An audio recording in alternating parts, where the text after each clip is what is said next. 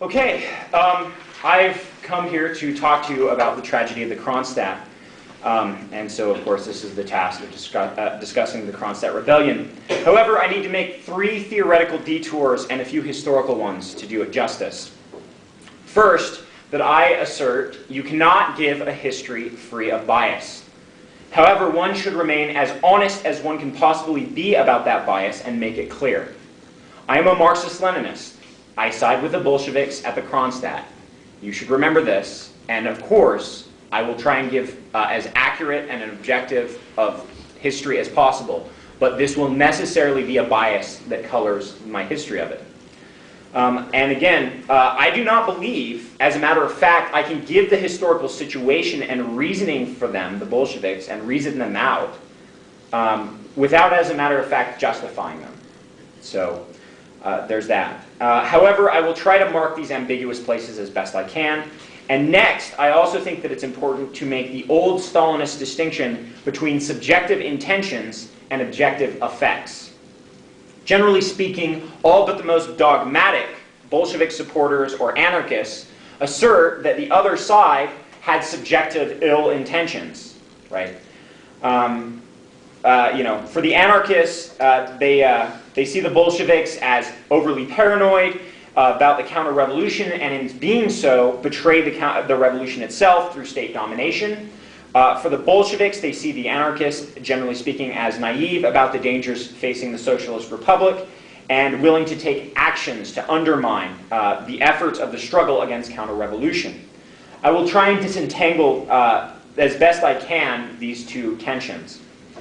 And finally, I believe that tragedy is an important concept for understanding the formation of the Soviet Union. Paraphrasing Aristotle just a bit, tragedy is an imitation of an action that is admirable, complete, and possessing magnitude, but through some hamartia, that is to say a flaw or mistake, the hero comes to a painful reversal of fortunes.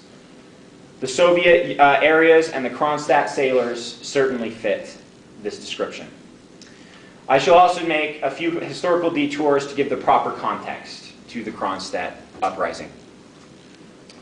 To properly understand the meaning of the Kronstadt uprising, we need to go through the revolutionary history of the Kronstadt and the role of its sailors in both in its revolutionary history, including the February and October revolutions. Next, we also need to understand the broad strokes of the Russian Civil War and the repressive measures taken by the Bolsheviks, known collectively as war communism. And of course, the anarchist, peasant, and worker reaction to many of these policies. From this place only can one understand the real contours of the Kronstadt rebellion. The Kronstadt soldiers had a long history of revolutionary tradition. They had rebelled against the Tsar in the 1905 revolution, and the heroic symbol of the battleship Potemkin, with its uprising and escape, further radicalized the Navy. The Kronstadt soldiers joined the Petrograd workers and killed and imprisoned their officers after they were threatened to be disciplined for not eating rotten meat. This combination of workers, soldiers, sailors, and rioters ensured the success of the Petrograd uprising and brought about the February Revolution and the abdication of the Tsar, Tsar Nicholas II. The new provisional government, made up of both liberal and socialist parties, continued to support the war against Germany, leading to widespread anger. This, of course, being during World War I. The Bolsheviks under Lenin denounced the war and attempted to organize the riots about the war into a resistance to the provisional government proper. The provisional government suppressed the Bolsheviks and they fled underground. This was, again, known as the July Days. However, the provisional government asked for the Bolshevik support when General Kornilov attempted to lead a rebellion against the government and essentially restore a more monarchical or repressive system. So, at this period, the Bolsheviks had increasing support, and when they called again for the seizure of the government in October, in the October Revolution, the Kronstadt soldiers, or rather sailors, responded. They backed the Bolshevik the Bolsheviks and the seizure of power, and many of the Kronstadt sailors became the backbone for the Red Guards, who would later be reorganized as the Red Army. However, the victories of the October Revolution were short-lived. Enemies, both internal and external, besieged the young Bolshevik state. The Mensheviks and those social revolutionaries, which is a party, who did not support the overthrow of the provisional government, refused to participate in the new state and denounced the Bolsheviks constantly. Meanwhile, the White Russians attempted to regroup their forces to topple the fragile government, and foreign powers such as England, France, the United States, and Japan plunged into the fledgling republic to secure their own imperialist interests. All the while, anarchists and nationalists in the Ukraine and elsewhere prevented the flow of grain to starving Bolshevik cities. Lenin and the Bolshevik leadership believed that extraordinary measures were needed.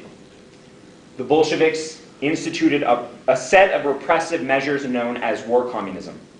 They allowed for the redistribution of feudal land to peasants, which the peasants loved. However, the provisions to nationalize all resources, farms, factories, and railroads and institute a rigid military control over numerous sectors of the economy and also entailed a strong restriction on trade was less loved. They also institutionalized conscription for the Red Army, whereas previously the Red Guards were made up of only volunteers. The Bolsheviks granted the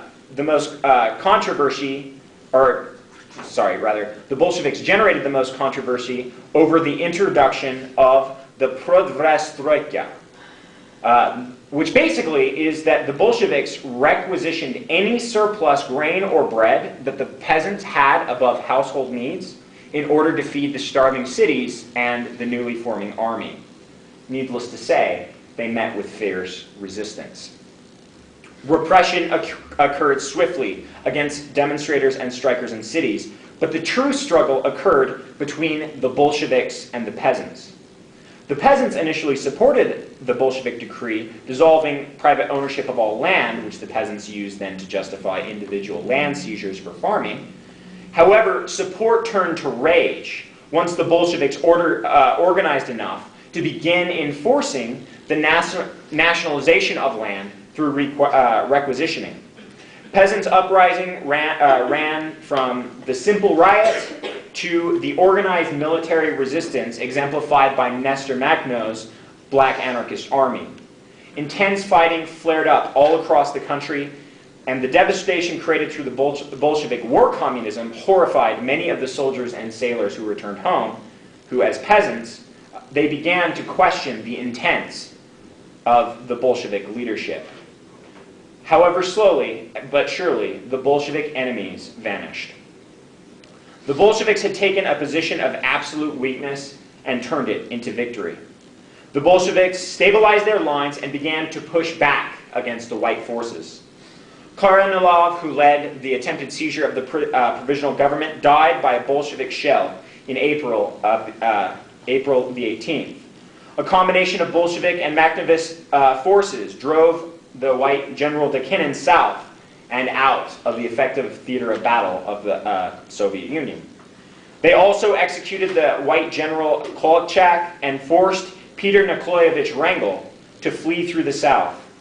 In the winter of 1920, the Bolsheviks demanded that Makhno disband his Black Anarchist Army and drove him out of the Ukraine when he refused. By 1920, the Red Resistance had caused the French, English, American, and other allied countries to withdraw, with the notable exception of Japan, who would later withdraw from the Soviet Union in 1922. However, a new wave of dangers awaited. A new wave of rebellions broke out. The largest of these was the Tambov Rebellion, quite close to Moscow. The Red Army put it down brutally but thoroughly, using poison gas and taking hostages. They sent those captured to prison camps that had an incredibly high mortality rate due to a lack of food and facilities. The Kronstadt sailors, who had a primarily peasant upbringing, had had enough. In late February, they visited Petrograd to learn of the situation. They often received exaggerated or incomplete reports about the repression by the Bolsheviks. They returned home and issued a resolution named after the battleship Petropavlovska. It read as follows. Having heard the reports of representatives sent by the General Meeting of Ship's Crew to Petrograd to investigate the situation there, we resolve, 1. In view of the fact that the present Soviets do not express the will of the workers or peasants, immediately to hold a new election by secret ballot with freedom to carry on agitation beforehand for all workers and peasants. 2. To give freedom of speech and press to workers and peasants, to anarchist and left socialist parties. 3. To secure freedom of assembly for trade union and peasant organizations. 4. To call a non-party conference of workers, Red Army soldiers and sailors of Petrograd, Kronstadt and Petrograd province, no later than the 10th of March, 1921. To liberate all political prisoners of socialist parties, as well as all workers, peasants, soldiers, sailors imprisoned in connection with the labor and peasant movements. 6. To elect a commission to review the cases of those being held in prisons and concentration camps. 7. To abolish all political departments, since no party should be given special privilege in the propagation of its ideas or receive financial support of the state for such purposes. Instead, cultural and educational commissions should be established, locally elected and financed by the state. 8. To remove all roadblock detachments immediately.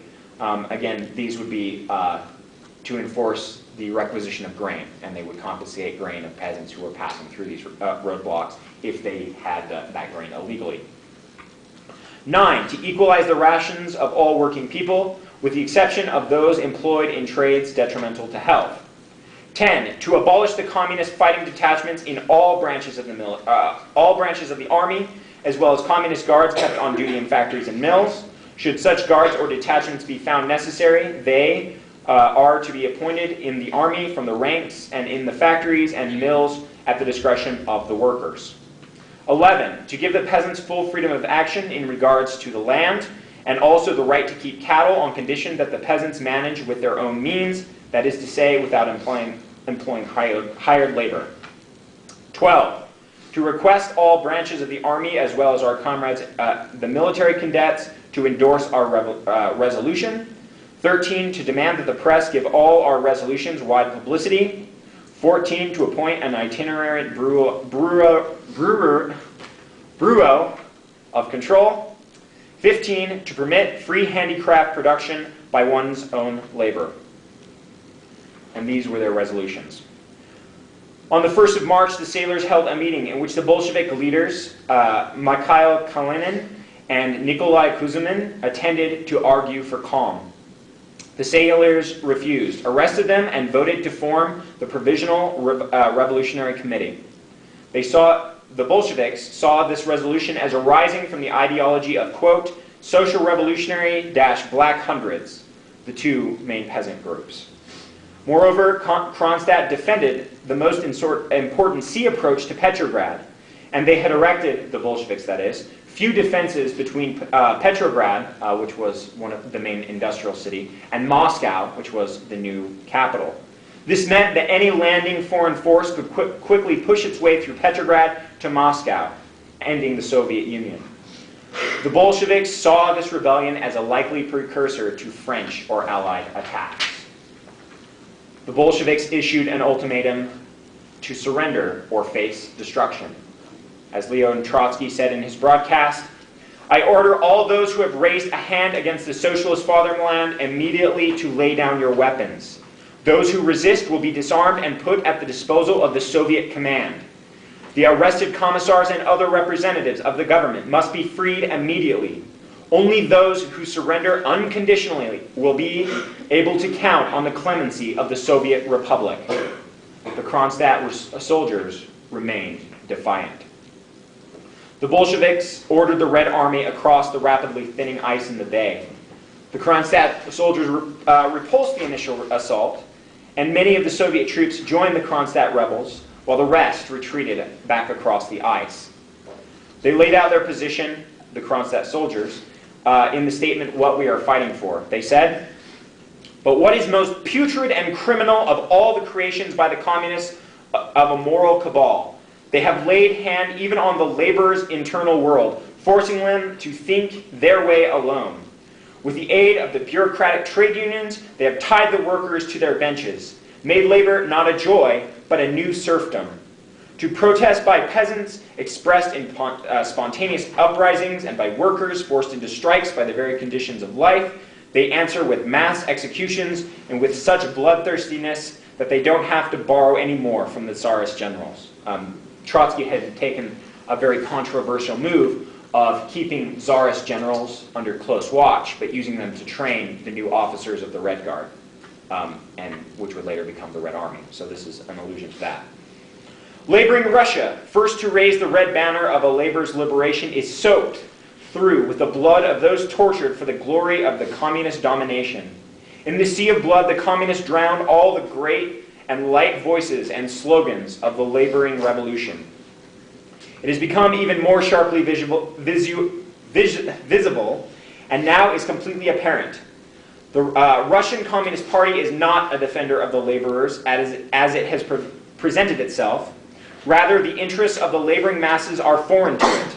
Having achieved power, it fears only to lose it, and for this end all means are allowable: slander, violence, fraud, murder, and revenge on the families of rebels. The long patience of the laborers has come to an end. Petrograd came under martial law, and no one came to save the sailors in the Kronstadt. The Bolsheviks massed more troops, with many cadets coming directly from the local war college. The final bell tolled for the Kronstadt rebels. On March 17, 1921, the Red Army broke through the Kronstadt. By March 19th, they had the entirety of the Kronstadt under their control. Of the nearly 20,000 rebels, 1,000 died in the fighting, about 2,000 were wounded, 1,000 to 2,000 were executed, about 2,000 were imprisoned, while about half of those ultimately received reduced sentences. Finally, more than 6,000 fled to Finland and were ultimately pardoned by the Soviet government. The Kronstadt had far-reaching effects. The Bolsheviks immediately instituted the draft of the new economic program, which erased a wide number of restrictions. The Kronstadt also served as the final straw for most Western left communists and anarchists who repudiated Lenin and the Soviet Union. It also served as another reminder of the tensions of all state power. How far should a revolutionary go to defend the gains of the revolution? Is there a limit when one has gone too far? If well-meaning people threaten to destabilize the revolutionary government, what should be done then? These questions, too, are the legacy of Kronstadt, and we are confronted with the tragedy. Either the tragedy of the Kronstadt workers who were unable to see the requirements to maintain the Soviet regime and out of the best of intentions led to their own destruction, or the Bolsheviks who, besieged by enemies everywhere, instituted the tragedy of using violence and betraying the workers' revolution. And this is the primary question of the Kronstadt. Thank you.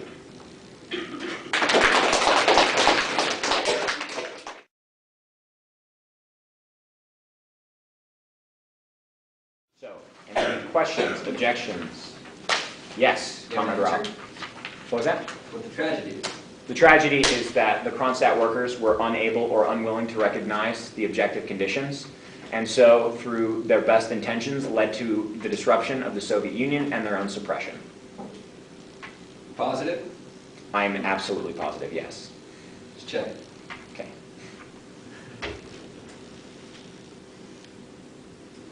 Well, No, it seemed like there was a hand slash I don't really want to do it.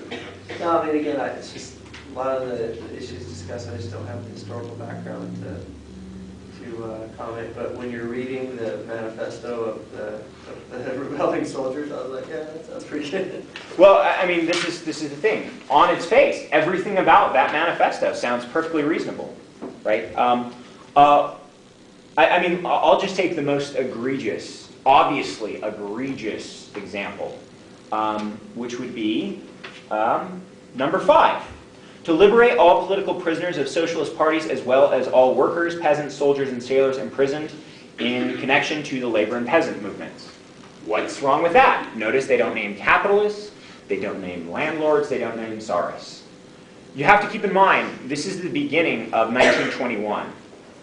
The Magnivist Black Army, who is, this is just one group. There were numerous groups. The Magnivist Black Army, who had withheld grain, had seized railroads, had fought, pitched battles with Bolshevik soldiers, spilled Bolshevik blood, and murdered for their position. No, I'm sorry, killed for their position.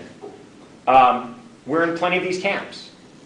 So what seems, right, as a perfectly objective, right, call for liberty is in fact a call to release massive amounts of enemies of the state who had been engaged in literal armed struggle in an attempt to overthrow the state. Which, right, I mean, I think at least has a slightly different character than there are a bunch of workers and peasants who are wrongfully imprisoned. Or, sorry, Comrade Ralph. It's possible I missed this, but what attempts at diplomacy and negotiation did the Bolsheviks engage in with the Kronstadt rebellion? They actually sent Kalinin and other guy, he was the head of the Baltic Fleet.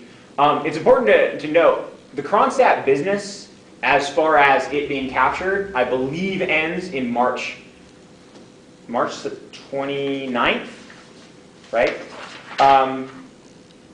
Yeah. March 19th, they had it under control. So we're talking 19th. Bolsheviks instituted the new economic program, I believe, in March 21st. Now, the Kronstadt uprising almost certainly had something to do with the institution of the new economic program, but an entire change in economic and political policy is not made in 2 days. So this policy was already in place. I didn't have time to do more primary research than Trotsky and the Kronstadt and stuff on that, and my secondary research was fairly general. But from one of the sources, just a friend of mine who does Russian history, and this seems very plausible to me, they visited the Kronstadt to tell the Kronstadt workers that the NEP was on the way and a great deal of the reforms that they were looking for were going to happen. But what you can't do, or it seems very unlikely for me to do, is a base has a rebellion, right, an insurrection, and then you say, oh wait, now publicly, not just meet with them and say that you're going to institute this policy, right? Because at this point, the Kronstadt thought they were all a bunch of liars. So I recognize, right, this is part of the tragedy. Part of the tragedy is the Kronstadt sailors had no reason to believe Kalinin about the new economic policy. He had no reason to they had no reason to believe it. Yet nevertheless, that was the truth. What you can't do is have an insurrection, have that open insurrection still present, and then issue reforms while that insurrection is still present. The reason for this should be obvious. If you allow insurrection to be a tool, a regular tool, you are unable in any way, shape, or form to have a functioning government. So you'll notice the NEP is not issued during the Kronstadt Rebellion, but is in fact issued immediately after. Because if you'd issued it during, essentially it would have been, right, caving to their demands, and everyone would be like, hey, if we have a problem with the government, what we should do is just rise up and try to overthrow it, and then we can get whatever we want. And it's also very likely that had the Bolsheviks issued a statement for the NEP, that the Kronstadt soldiers would also still not have believed it, right? Because the Bolsheviks controlled most of the media resources around Petrograd. So yeah, basically, they met with them, they said, look, here's what's coming down the pipeline, we're going to make all these reforms, but you can't mutiny the key defensive point of the entire Soviet Socialist Republic and expect nothing to happen to you. Which initially, right, Trotsky said, as a matter of fact, if you surrender, you'll be fine. And in fact, most of the sentences of the Kronstadt soldiers were commuted, and those who had no justice placed on them by the Soviet government were in fact pardoned. So this seems like several overtures of goodwill by the Bolsheviks. that were repudiated, understandably, but not justifiably, by the Kronstadt. Were there any attempts to actually meet with the leaders of the Kronstadt rebellion, come to any sort of peaceful ceasefire agreement or something similar rather than just issuing a surrender command? Well, I mean, this is what Kalinin... Yes and no. This is why Kalinin and the other... I should really look at his name. He's commissar of the Baltic Fleet. This is why they met. It's because they said, I mean, essentially it was, you really don't want to do this. This may sound somewhat odd, but also if your armed forces are in insurrection, there's really not a lot you can do about that. Either, at that point, you've got pretty much the option of abdicating the government because you no longer have armed forces, or suppressing them.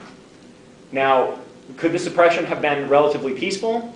Yes. If the Kronstadt soldiers would have said, okay, we're surrendering, they'd be like, oh, okay, who are the ringleaders? And those ringleaders would either be executed or imprisoned or given a slap on the wrist. It seems very plausible to me, since the main ringleader of the Kronstadt, it's like Pentrovian, it's Russian, and I'm terrible at that. The main ringleader was actually granted amnesty in Finland. He escaped. He got amnesty in Finland. He actually became a Bolshevik spy against the Finnish until he was expelled by the Finns to the Soviet Union for being a spy. So it's not as though they weren't willing to grant concessions. But again, when you have a fragile government, you are dealing with uprising after uprising, enemy force after enemy force, and you have a rebellion among the ranks of your soldiers. I think, doesn't it seem at least plausible and reasonable to deal with those in a very swift fashion? Yes. I mean, is there... What happens in the United States, for example?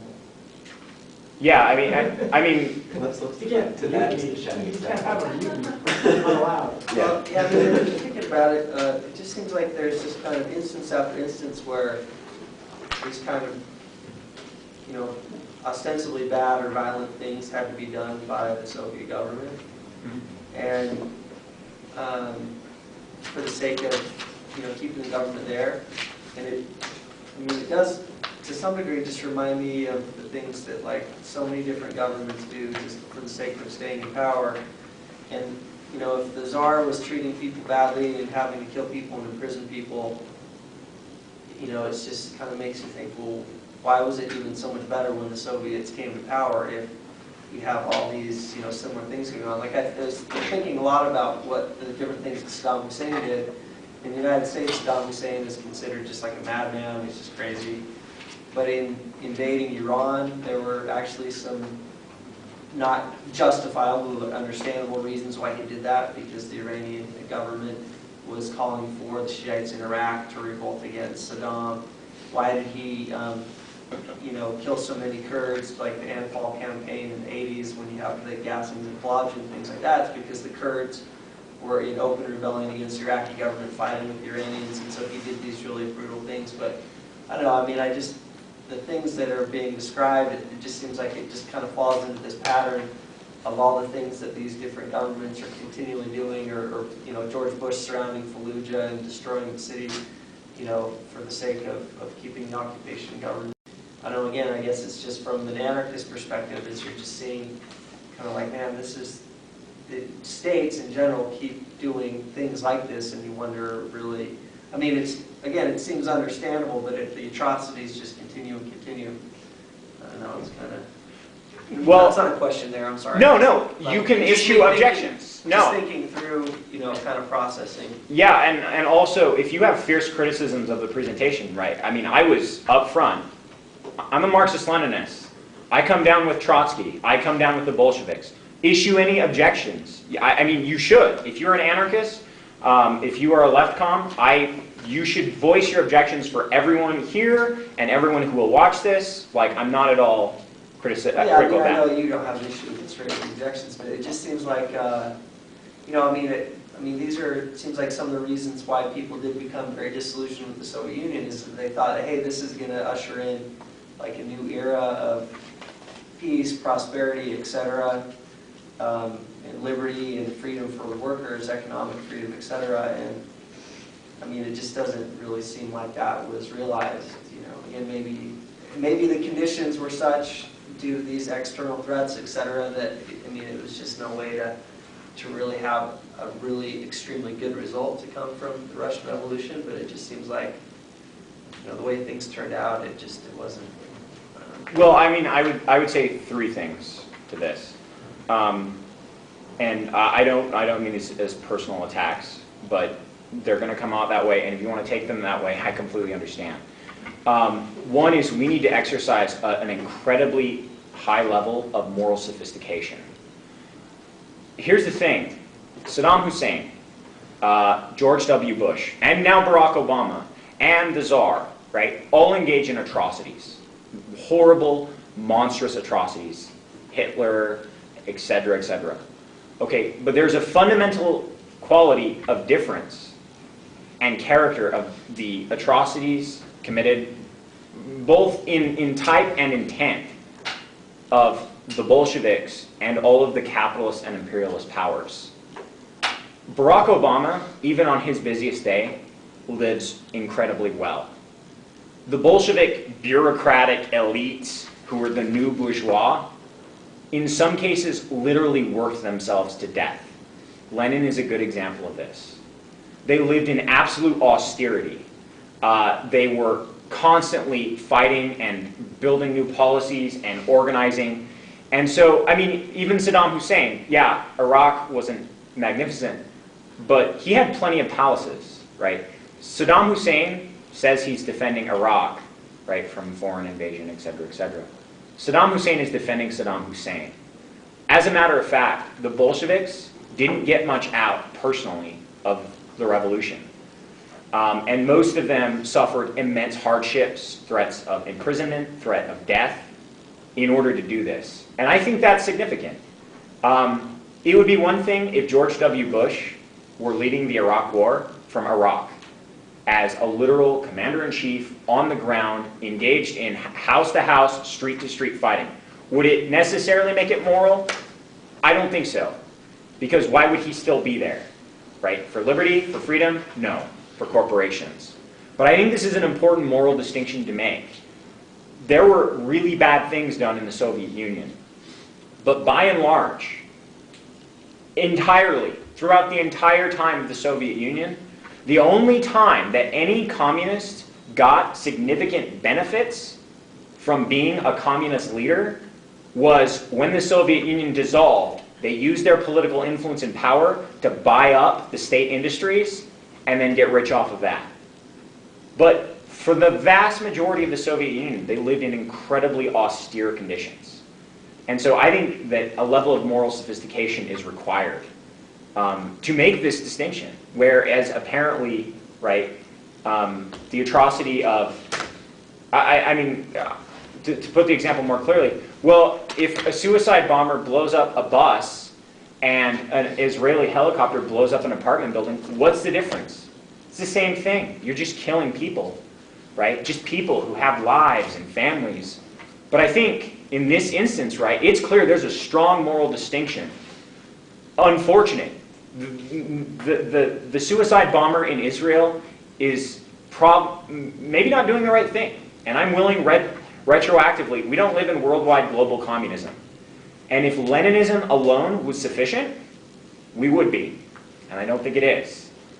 And so it's a failure. And that sort of the moral atrocities committed need to be weighed into that, right? For the fact that women now had education, that literacy rate went from, you know, the 20s and 30s to nearly 100%. The fact that the Soviet Union went from being absolutely destroyed by foreign powers to stopping Hitler.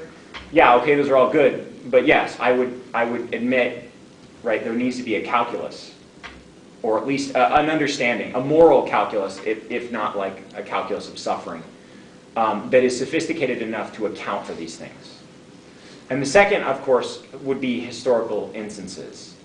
The sort of rebellion, I have no problem. Well, let me phrase it this way. I have a significant problem with the United States using COINTELPRO to suppress the Black Panthers. I have very few problems with the federal government or state agencies using state power to suppress white Aryan resistance. Now, fundamentally, there's no universal appeal to morality that I can use to make that distinction. However, I think that as moral agents, in a historical context, we are obliged to look at the historical context and program of the Black Panthers that were suppressed by the state and the white Aryan resistance that was suppressed by the state. And in this case, even the McNavis, even the Kronstadt, I mean, this becomes the challenge to anyone who is critical of the Bolsheviks. What would Russia look like without the Bolsheviks? Let's imagine the Kronstadt was successful. Let's imagine Makhno was successful. What would that sort of society look like? German. Most likely it would have been, yes. That's the facile assertion. But also, you'll notice that a lot of this is, I mean, if I can just return to the resolutions, just two ones real quick. Let's see. Okay. One is 15 to permit free handicraft production by one's own labor, and 11 to give peasants full freedom of action in regards to land, and also the right to keep cattle on condition that the peasants manage it within their own means without hired labor. I mean, this, I think, is clearly petit bourgeois socialism, which is to say, not capitalist, not fully bourgeois, but the idea that we should all be little capitalists, right? We should all work for ourselves, we should all own our own businesses, we should all own our own farms, and as long as, you know, we do that, it doesn't matter if we exchange and trade, and we maybe gouge prices here and there. And so, right, this sort of, even if the McNavis had been successful, even if these peasants had been successful, even if these anarchists had been successful, I don't think that we would have seen anything unique or special or remarkable in the Soviet Union or the anarchist federation of Russia that would have been any better than anything that left populists in the United States were advocating for through homesteading. And some people support that, right? And we're non-tendency, and if that's your idea of socialism and that's what you want, okay, that's fine. But that's also not, it's not theoretically and it's not practically good enough for me. And so in the historical context, for me, there's no reason to support these anarchist or worker rebellions because they didn't offer any substantive, addition. And then the third thing is this. If you're going to raise, and I mean this absolutely, and I'm deadly serious about this. If you're going to talk about a revolution, if you're going to talk about a rebellion, and if you're going to take arms against the legitimate government, you better be damn well willing to follow it through to the end. The Bolsheviks were willing to do that. They were willing to do it twice. Once in the July days, once in the October Revolution. The Kronstadt workers were not willing to do that. And ergo, the Kronstadt workers have no legitimate mandate to lead anyone for any reason. Had they won, and we had the worker, the global worker left-com council communist world, I would be a Kronstadt supporter. If Trotsky had won, I'd be a Trotsky supporter and had successfully defended the Soviet Union. But historically, if you are not willing to make the moral commitment to actual revolution, but you're willing to rebel, I don't think you should expect a good ending. I don't think you should expect clemency, which, incidentally, though, the Bolsheviks by and large granted. If I may, would you like to respond to any of those points? No, I mean, these are just thoughts that are coming to me just as I'm here, and those are some good distinctions to make. I mean, even though I would also agree that suicide bombing is wrong, there are those distinctions about why are people doing things, who's the aggressor, who's on the defensive, etc. Again, I don't know enough about Russian history to really debate it. So I'm just curious, and it's nice to hear these different articulations of why you think what went on and why you think it was necessary or whatever. But again, it just seems like a lot of violence, and again, so I don't really have a response, but I mean I appreciate that. I would encourage you to check out InfoShop. InfoShop has an entire FAQ on the Kronstadt Rebellion, and also there are Machnovist archives online. And so if you want to get the notion of what Machnovism is all about, you should also look through those. And then Black Flag has several various relations. I got a lot of the direct material from Black Flag. So just, I mean, that's more along your political line, and that would be the place to look for it. Just on the tip of being morally conscious, if we try to approach it from the consequentialist angle, it immediately becomes, look, oh, it's state power over and over again, and it's really bad, so we shouldn't act in these ways. But again, if you take the principles by which, I mean, even the Kronstadt sailors were saying, look, we want these following things. The Bolshevik Party, right, was a party of the people, and the people weren't demanding these things from the Bolshevik Party, at least in a certain sense, however you want to cut it. They were still supporting the Bolsheviks, which is to say that they weren't asking for these exceptions to be made for them. They simply supported them on principle of, look, our country's under attack. We need to just defend the country first, because if not, it's going to go to shit, and it's going to be worse off for everybody. So, yeah, the very notion of actually not making exceptions for oneself or being able to universalize your actions, I think these are important principles to stand by. Well, and I do want to qualify my comments, and I maybe qualify your comments. We shouldn't engage in simplistic power worship. Just because someone wins doesn't mean that they're right. But it's worth noting that the Bolsheviks started as an extreme minority party. And for all of the alleged distortions and lies, it seems very implausible to me that one can go from minor party to seizing the state to defending against the entire previous army and an entire Allied offensive and peasant uprisings and a black anarchist army and mutinies among the Kronstadt without a healthy level of support. I mean, don't get me wrong, organization and discipline go very far. And this is part of the reason that the formation of the Red Army was necessary. But it only goes so far. And I don't think the Bolsheviks could have won if they didn't have either a general level of support or at least a general level of neutrality towards them. And so, right, I mean, I think that's also an important historical consideration. Nate, you had your hand up previously, and then it went down. I was just going to ask, as far as you said the Bolsheviks were killed by the Black Army. Was it the Bolsheviks engaging on them, or the Black Army engaging? Because I'm completely unaware of this. Honestly, So, it was a complete and absolute mess, and there's almost no way to tell. My perspective is that Makhno and the Black Army were primarily peasants, and they were very suspicious of industry, and they were also very suspicious of the cities, and that sort of decadent lifestyle that it engendered. And they didn't see things, for example, like railroads as necessarily essential or super important. When you have the Bolsheviks who are requisitioning grain, okay, so there's that. There's the decree to requisition grain. I think that, from the anarchist and the Bolshevik Black Army perspective, that was the first shot.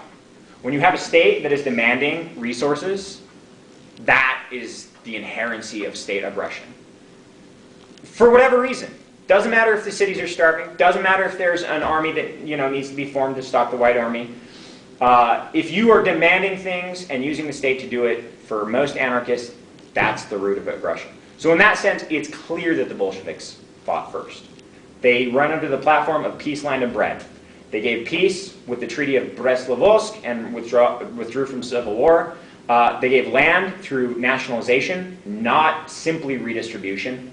But again, land through nationalization. Peasants wanted redistribution and private plots. They gave nationalization, made good on the land, and bread. Cities were starving. And they promised the cities, because the Bolsheviks were primarily a worker party, right? Industrial workers in the cities. They promised those workers bread. And damn it, they were going to get them bread.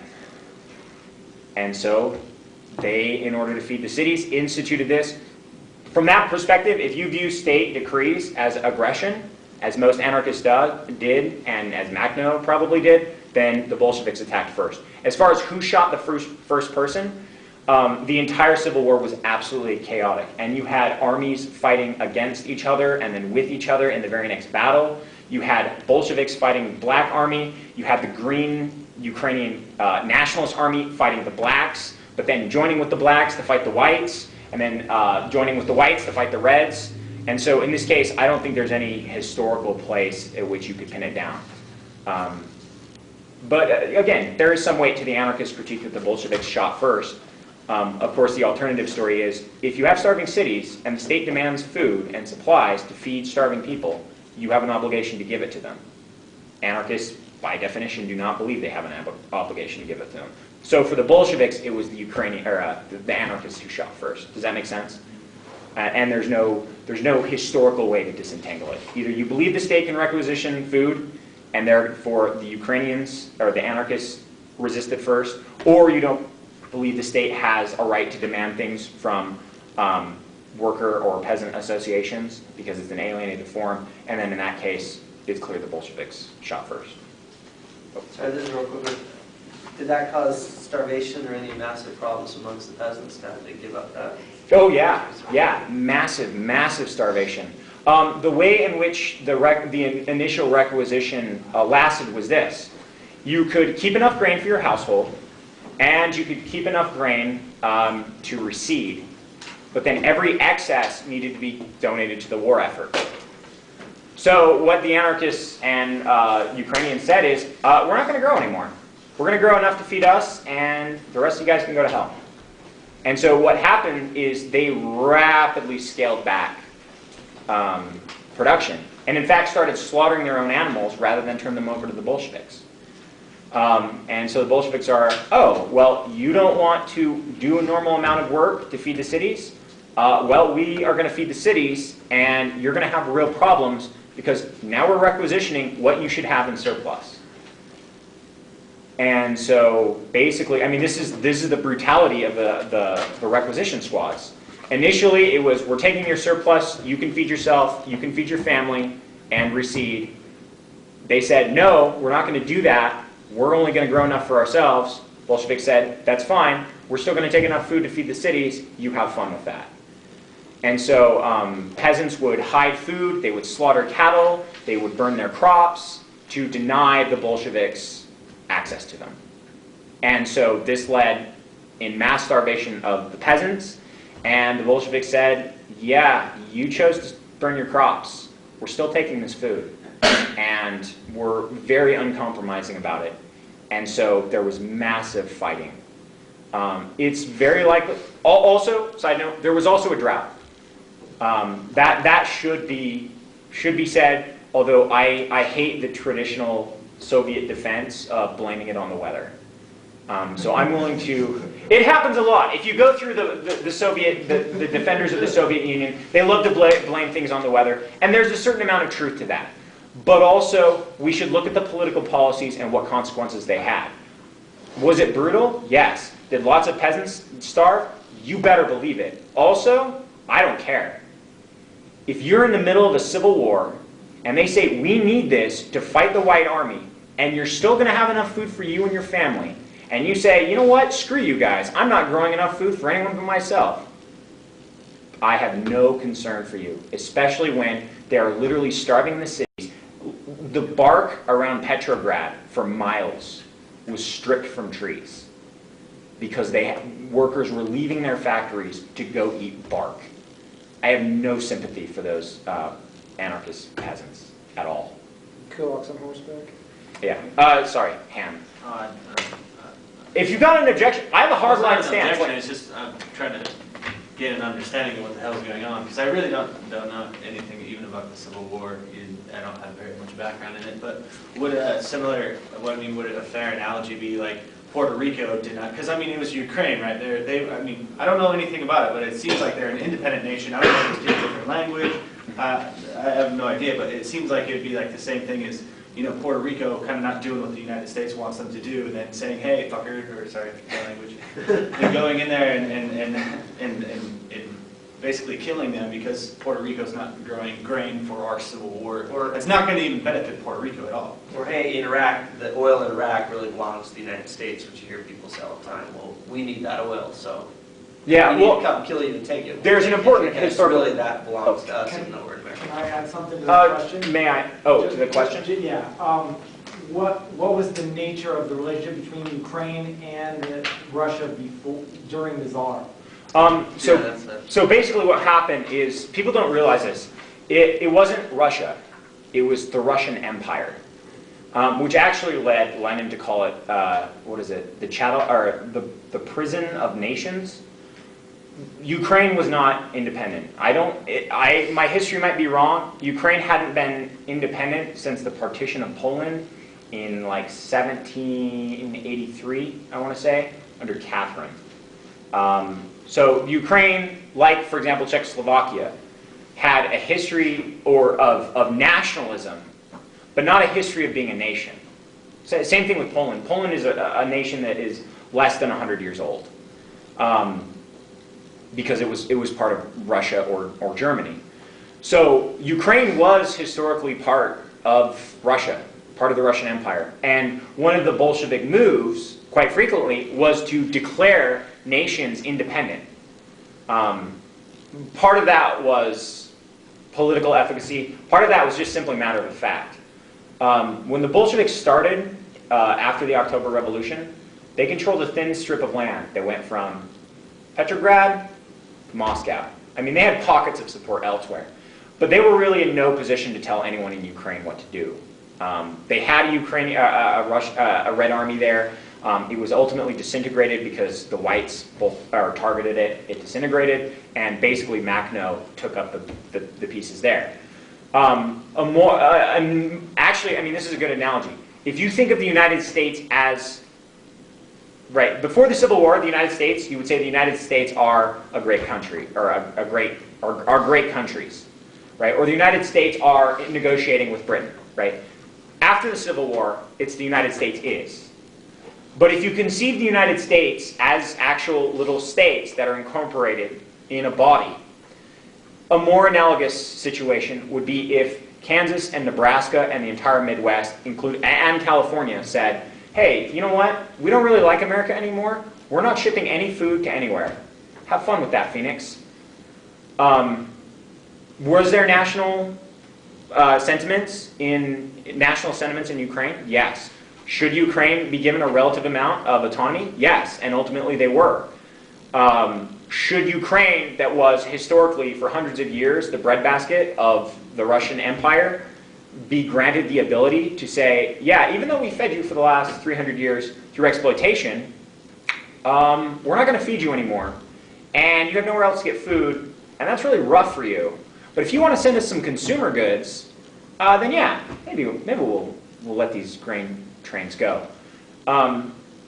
Texas, Kansas, Nebraska. If we had a civil war and they declared their independence, they could legitimately do that, right? I mean, if each of the states broke up and became their own state, California would be like, sorry, Phoenix, you're not our state. You're not our problem. Die. And that's kind of what happened. Well, okay. Now I'm being a little dishonest. The dishonesty is the Ukrainians didn't intend for the Bolsheviks to starve. They didn't intend for the cities to die. They didn't intend for the famine. So I want to be clear. The Ukrainians never intended that. And so I shouldn't characterize it in that way. I apologize. However, as a matter of fact, they caused the Bolsheviks to starve by preventing the grain. Or you'll also notice this happen numerously over and over and over again through the Russian Civil War, is you'll have a rebellion that demands for free trade. And the reason why they have this demand for free trade is so that the Ukrainian, or the peasants who have the grain, can get free trade with the cities, who basically have nothing because the only thing being produced in the cities is basically ammunition and rifles. That's a little bit of an exaggeration, but it's not that much of an exaggeration. And want free trade with the cities. But I mean, imagine any war, any modern war in the United States. What free trade could the cities have during World War II? What was being produced besides tanks and planes and rifles and guns? And so the Bolsheviks, again, were just like, no, we need the grain. People are starving. If you don't want to give it to us, we're going to take it.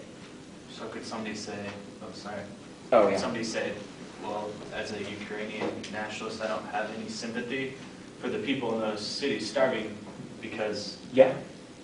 Yeah. Absolutely. they're not approaching it the right way either because, it shouldn't even be Yeah, well, but I mean, here's an important distinction. supporting a state that would potentially destroy them as well.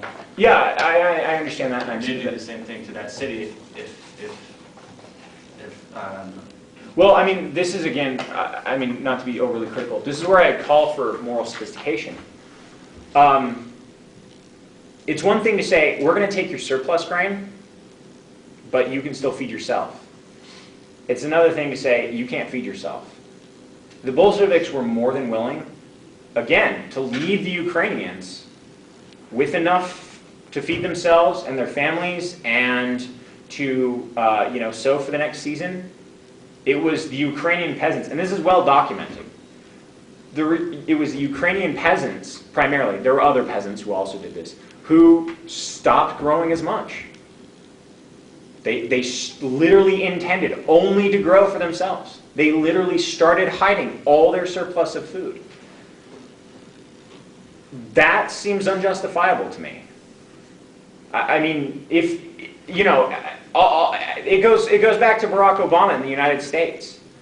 If the Bolsheviks were living in huge gold-encrusted mansions and, living it up with their radio and their Charleston, then, yeah, the Ukrainians would have every right, not just to, resist them, but to destroy them.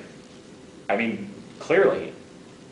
But when they're living in starvation, when they're, working themselves to death, both the Bolsheviks and the workers and the unions and everyone, in order to stop the white advance, that has a really different moral character to me.